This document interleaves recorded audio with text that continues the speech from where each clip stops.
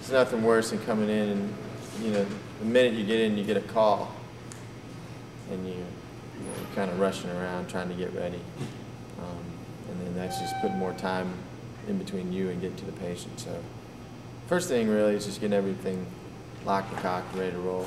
The weather is supposed to be green.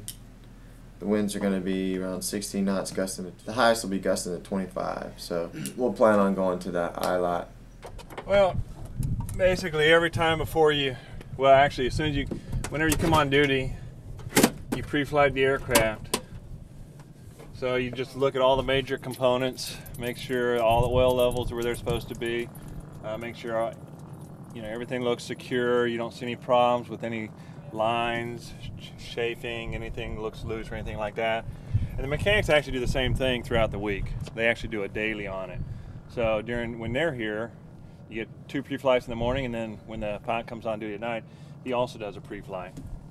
But basically it's just, like I said, it's pretty much a requirement for anything in aviation. You always pre-flight your aircraft or your helicopter, airplane, whatever, before you actually get in and go fly anywhere.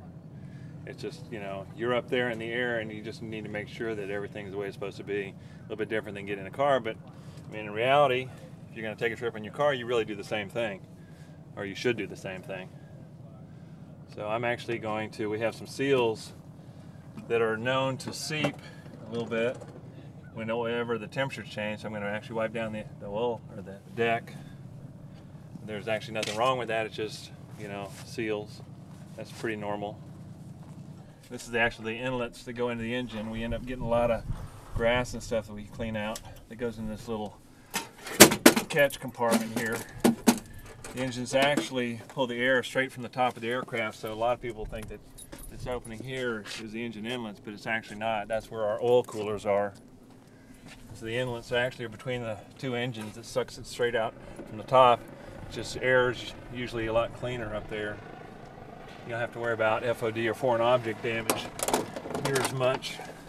The story behind the duck is that we picked up a patient in Emporia, and it's not that funny. It's funny at the end of it when you look back, but it made us kind of nervous. And so it was dark, and David Paulson was flying, and I forgot who was in the back with me. Tristan. Me and Tristan. Yep, Tristan was over here, and we were flying back with the patient, cardiac patient, and then we hear this big thump, and fluthers are going flying everywhere in the cockpit, and we're all cussing, and we're like, oh my God, what happened? And then Paulson's up front. We can't see in the cockpit. We're in the back, and he's like, oh, we're okay. I've got control. And I'm like, oh crap, what do? We hit a duck. And Aflac. We do Aflac to him when he comes in the door. But we had hit 2 ducks actually, and we landed the helicopter here because we were right over the airport when it happened. Called in another aircraft to pick us up and finish the flight to Richmond.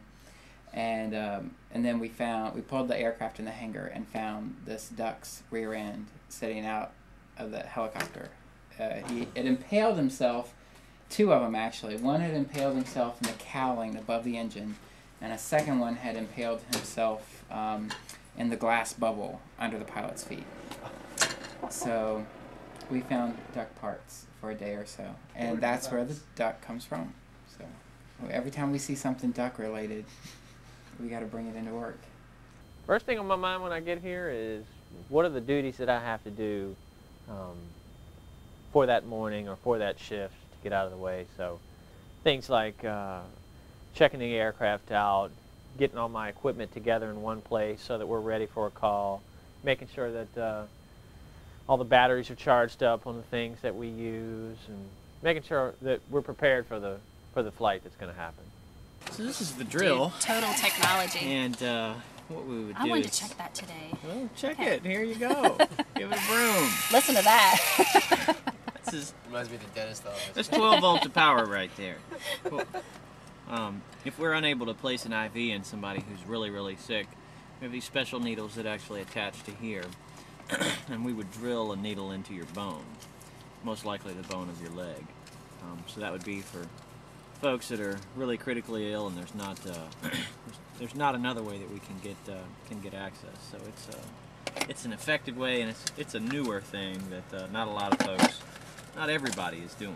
So. Typical day at LifeEvac, I think we all have duties. So either we're training, catching up on paperwork, cleaning, going over the aircraft, going over equipment, answering the phones because we don't have a secretary.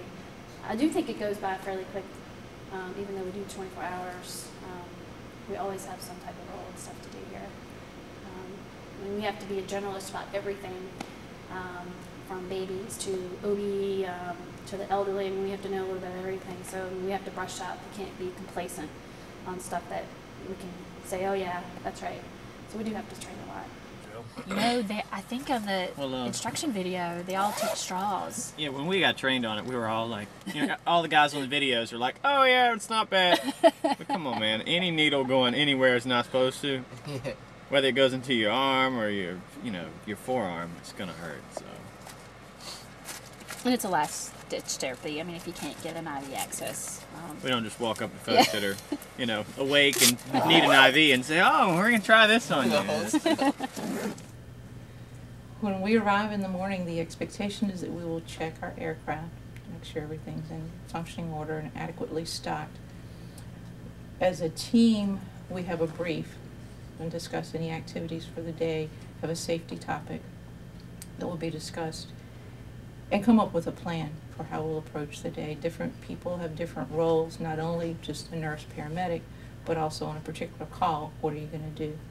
First coming to LifeEvac, I mean, you do have to get acclimated to this environment, so occasionally you do get nauseous. So people don't ever get acclimated to this job and feeling that motion sickness. But flying with my dad in a fixed wing, because you're sitting up front and you got the instruments in front of you, my dad taught me to, vomit down my shirt. So the first couple of times, I think, at LifeEvac when I felt sick, I did find myself kind of, going down my shirt. I never did, thank God, but we do have these things called convenience bags that I do know that we use now. So. As you can see, if you get a patient here and Amy's sitting there and I'm sitting here, or vice versa, it's pretty tight. It's pretty cramped. Add the noise, the helmet that you're wearing, the sun, the vibration, and it's not the most desirable conditions, but it's what we like. It's like a little mini ICU. It's all like crammed in here.